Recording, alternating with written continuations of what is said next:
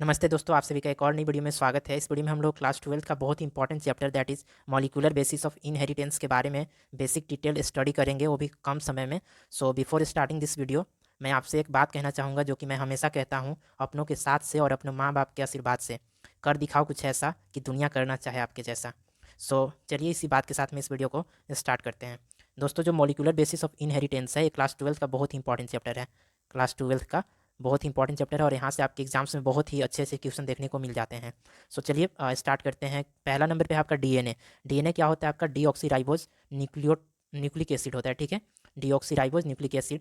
यहाँ पे देखिए क्या कह रहा है first one, DNA is a long polymer of deoxyribose nucleotide. ये क्या होता है? लॉन्ग पॉलीमर होता है किस चीज़ का?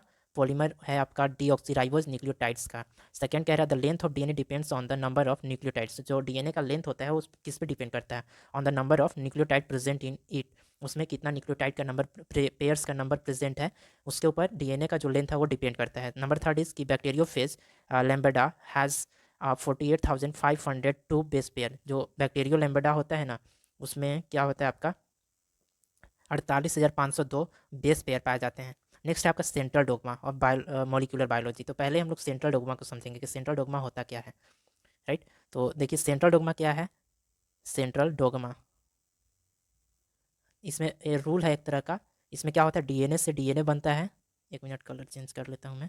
हाँ, डीएनए से डीएनए, फिर आरएनए, नेक्स्ट फिर क्या बनता है? प्रोटीन बनता है, प्रोटीन का सिंथेसिस होता है। तो डीएनए से डीएनए बनने की प्रक्रिया को हम लोग क्या बोलते हैं? रेप्लिकेशन बोलते हैं। फिर इसको क्या बोलते हैं? ट्रांसक्रिप्शन।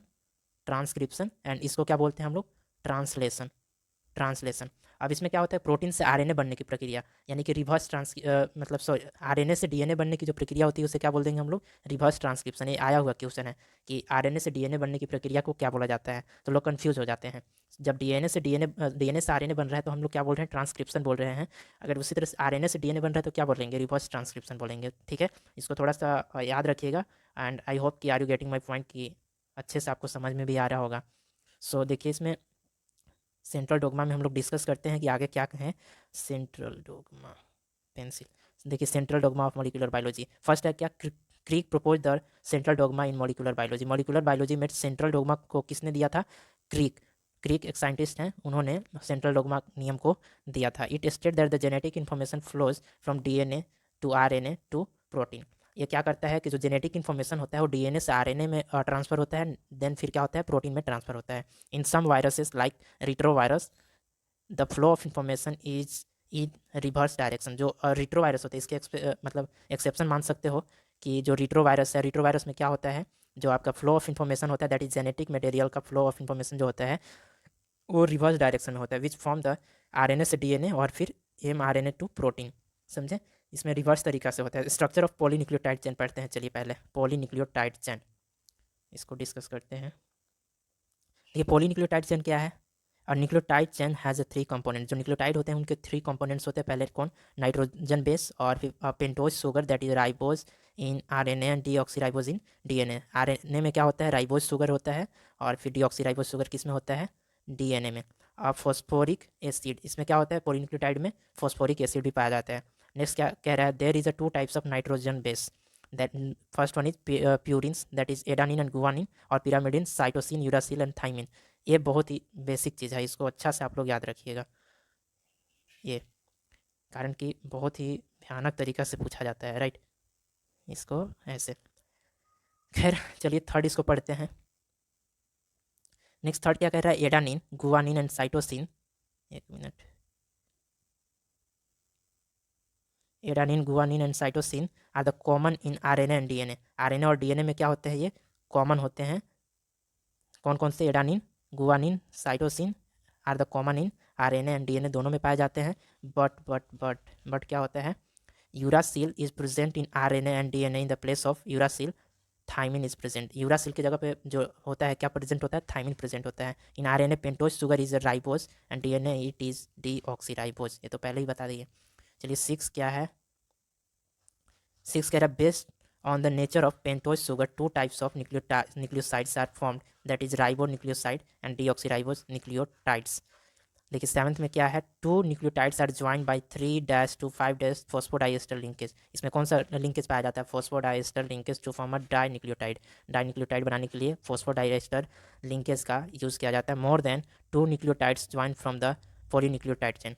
पॉलीन्यूक्लियोटाइड चेन से क्या होते हैं, मोर देन 2 न्यूक्लियोटाइड्स क्या होते हैं, ज्वाइन होते हैं। Number 9 is the 2 strands of DNA called DNA duplex. जो 2 स्ट्रैंड होता है ना डीएनए का, उसे क्या बोलते हैं हम लोग, डीएनए डुप्लेक्स बोलते हैं। Are antiparallel complementary, that is 1 in 5 to 3 direction और 3 to 5 डायरेक्शन। ऐसे ऐसे ऐसे 3 to 5 and 5 to 3 direction DNA. और ये डीएनए डुप्लेक्स होता है, यानी कि डबल स्टैंडर्ड डीएनए होते हैं ये। आरएनए क्या होता है, single standard. History of DNA चलिए पढ़ते हैं। DNA is a acidic substance in the nucleus. DNA क्या होता है, न्यूक्लियस में एसिडिक सबस्टांस होता है, सबस्टांस। सेकेंड इज कि it was first identify the Friedrich messier in 1869। He name it is the nucleon. यानी कि इसको बोल सकते हो कि जो एंशियंट नाम है आपका डीएनए का, वो क्या है, न्यूक्लियन। तो ये आपका न्यूक्लियन एंशियंट नाम बोल सकते हो। इन 1869 फ्रेडरिच मेसियर्स जो थे वो नाम दिए थे, ठीक है। In 1953 double helix structure DNA was given by the James Watson and French Crick. यानी कि डीएनए को किसने दिया, जेम्स वाटसन एंड क्रिक। ये आपका लेटेस्ट हुआ, ठीक है, in 1953 based on the x ray diffraction data produce Maurice Wilkins and the Rosalind Franklin. अब चलिए पढ़ते हैं packaging of DNA. Packaging of DNA थोड़ा फास्ट करेंगे। पैकेजिंग ऑफ डीएनए और helix, the basic unit of the basic unit into which DNA package packed in the chromatin eukaryotes. Nucleosomes is a basic repeating structure and the functional unit of chromatin which is contain 9 histone protein. Number third कह रहा है distance between two conjugative base pair is 0.34 nanometre. 0.34 nanometre क्या होता है, distance between the conjugative base pair के बीच का जो दूरी होता है वो कितना होता है, 0.3 nanometre, 34 nanometre. Fourth is the length of DNA is a typical mammalian cell is 6.6 into 10 to 109 base pair into 0.34 into 10 to the power 9 base pair. It comes about 2.2 meters. Number 5 is the length of DNA is more than dimension of typical nucleus 10 to 6 metre होता है। खैर आगे का और जो topic है हम लोग अगले वीडियो में कवर करेंगे, दैट इज़ की डीएनए रेप्लिकेशन। डीएनए रेप्लिकेशन क्या होता है, तो उस वीडियो का मैं लिंक इस वीडियो के डिस्क्रिप्शन बॉक्स में डाल दूंगा। जब भी वो वीडियो आएगा तो आप उसे वॉच कर लीजिएगा, या फिर मैं उससे इंड स्क्रीन पे दे दूंगा, आप वहाँ से जाकर भी उससे वॉच कर सकते हैं। वीडियो काफ़ी लंबा हो जाता है इसलिए खैर इसी वीडियो में कंप्लीट करने की कोशिश करता हूँ। चलिए डीएनए रेप्लिकेशन क्या है देखते हैं फटाक से। DNA is the only molecules capable of self duplication, so it is term as the living molecules. Second कह रहा है all living beings have a capacity to produce because of DNA. जो और जितने भी लिविंग सेल होते हैं उनमें कैपेसिटी होता है क्या करने का, रिप्रोड्यूस करने का। किसके वजह से, due to the presence of DNA. समझे, DNA replication take place in S phase of the cell cycle. At the time of cell division it divide into two equal parts of the daughter cell. DNA क्या करता है, इस phase के दौरान cell cycle जब होता है उस टाइम में सेल डिवीजन के through it divide into two equal parts, that is daughter cell. Four है drawback of suggested 3 method of DNA replication, that is dispersive, conservative, semi conservative. Number 5 कह रहा है ये ड्रॉबैक है, तीनों के तीनों ड्रॉबैक हैं। Number 5 the process of DNA replication take a few minutes in prokaryotes and a few hours in eukaryote. ये बहुत ही अच्छा पॉइंट है, ठीक है, इसे आप लोग थोड़ा सा नोट करें कि जो आपका डीएनए का प्रोसेस रेप्लिकेशन होता है, डीएनए रेप्लिकेशन वो फ्यू मिनट्स होता है किस चीज़ में, प्रोकैरियोट्स में, और फ्यू आवर्स होता है यूकैरियोट्स में। डिफरेंस देख रहे हैं ना, बहुत गहरा डिफरेंस है, ठीक है, तो इसको याद रखिएगा। अब आरएनए देखिए, आरएनए क्या है, RNA is the first genetic material. RNA क्या है, फर्स्ट जेनेटिक मटेरियल है, genetic material. RNA is in non hereditary nucleic acid except in some viruses, that is retrovirus, is non-hereditary nucleic and expect in some virus, that is retrovirus. RNA used to act as a genetic material as well as catalyst. RNA क्या करता है, मतलब कि genetic material की तरह भी act करता है और कैटालिस्ट की तरह भी एक्ट करता है।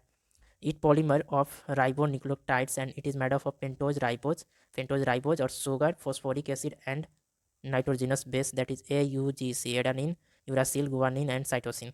और नंबर 5 जो है, आरएनए में भी 2 टाइप्स। आरएनए क्या होते हैं, 2 टाइप्स के हो सकते हैं, that is genetic and non genetic. Genetic भी हो सकता है और नॉन जेनेटिक भी हो सकता है। फिर मिलते हैं अगली वीडियो में, तब तक आप लोग स्वस्थ रहिए, मस्त रहिए और पढ़ाई करने में व्यस्त रहिए। Thank you so much for watching this video. जय हिंद, जय भारत।